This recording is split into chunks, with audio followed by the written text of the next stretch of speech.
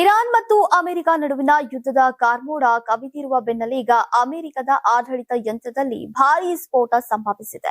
Trump ಸರ್ಕಾರದ ಉನ್ನತ ಅಧಿಕಾರಿಯೊಬ್ಬರು ಹಠಾತ್ ರಾಜೀನಾಮೆಯನ್ನ ನೀಡಿದ್ದಾರೆ ಹಾಗೂ ಯುದ್ಧದ ತರಾತುರಿಯ ನಿರ್ಧಾರಗಳ ಹಿಂದೆ ಅಡಗಿರುವಂತಹ ಸ್ಫೋಟಕ ಸತ್ಯಗಳನ್ನ ಬಿಚ್ಚಿಟ್ಟಿರುವಂತಹ ಈ ಅಧಿಕಾರಿ ಟ್ರಂಪ್ ಅವರ ನಡೆಗಳನ್ನ ಅಪಾಯಕಾರಿ ಅಂತ ಬಣ್ಣಿಸಿದ್ದಾರೆ. ನೀವು ಸಣ್ಣ ಆಗ್ಬೇಕಲ್ವಾ? ಅದು ಒಂದು ಉತ್ತಮ ಆಹಾರದಿಂದ ಸಣ್ಣ ಆಗ್ಬೇಕಲ್ವಾ? ಪ್ರತಿದಿನ ನಮ್ಮ ಜೀನಿ ಸ್ಲಿಮ್ ನ ಯೂಸ್ ಮಾಡಿ ಯಾವುದೇ ಸೈಡ್ ಎಫೆಕ್ಟ್ ಇಲ್ದಂಗೆ ನೀವು ಸಣ್ಣ ಆಗ್ತೀರಾ.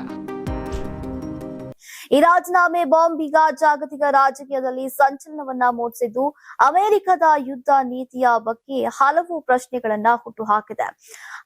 ಅಧಿಕಾರಿಯ ಈ ನಡೆ ಟ್ರಂಪ್ ಪಾಲಿಗೆ ನುಂಗಲಾರದಂತಹ ತುತ್ತಾಗಿ ಪರಿಣಮಿಸಿದೆ. ರಾಷ್ಟ್ರೀಯ ಭಯೋತ್ಪಾದನಾ ನಿಗ್ರಹ ಕೇಂದ್ರ ನಿರ್ದೇಶಕ ಜಾಯ್ ಕೆಂಟ್ ತಮ್ಮ ಹುದ್ದೆಗೆ ರಾಜೀನಾಮೆಯನ್ನ ನೀಡಿದ್ದು ಈಗ ಈ ನಡೆ ರಾಜಕೀಯ ವಲಯದಲ್ಲಿ ದೊಡ್ಡ ಚರ್ಚೆಗೆ ಕಾರಣವಾಗಿದೆ. ಆಪರೇಷನ್ ಎಪಿಕ್ ಫ್ಯೂರಿ ಅಡಿಯಲ್ಲಿ ಇರಾನ್ ಮೇಲಿನ ದಾಳಿಗಳು ಹೆಚ್ಚುತ್ತಾ ಇರುವಂತಹ ಸಮಯದಲ್ಲೇ ಈ ರಾಜೀನಾಮೆ ನೀಡಿರುವುದು ಗಮನಾರ್ಹವಾಗಿದೆ.